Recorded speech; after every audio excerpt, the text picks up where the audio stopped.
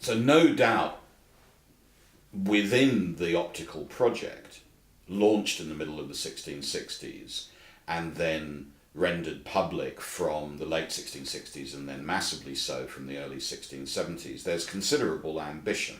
And one of the ways of making sense of that ambition, I think, is to understand that Newton clearly saw these experiments on himself with prisms in dark rooms, using lenses and beams of sunlight, as but one aspect of a broader cosmological ambition, for at least two obvious reasons.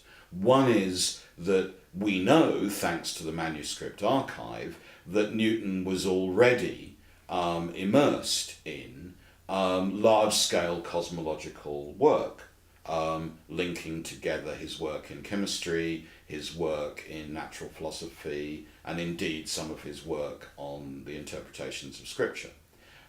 So the stakes were very high. We see that, for example, in a document that he sent to London in 1675, which is a cosmology, nothing short of.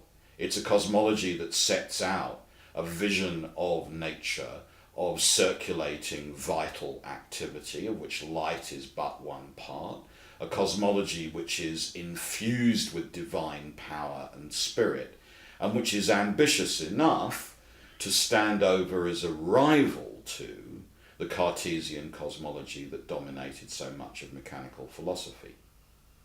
And then on the other hand, I think we can already see in Newton's projects of the 1670s, of which the optics work is an example, what you might call a Newtonian sociology of argument.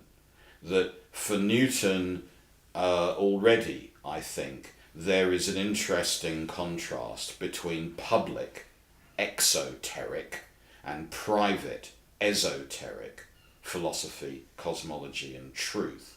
That Newton has already reached the conclusion that there is a tradition which was revealed by God to humans at the creation of the world, and which is powerful and true and secret, and that in each generation there are adepts, specially chosen persons, who know that tradition and who have the task of enriching it and demonstrating it and furthering it and communicating it.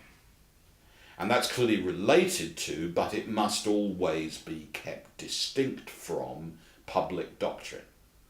Public doctrine is for wide communication. It may well not communicate these secret truths, and it's milk for babies, as he sometimes puts it. In other words, it's to be expressed in a language the vulgar can understand so as to keep them in the faith.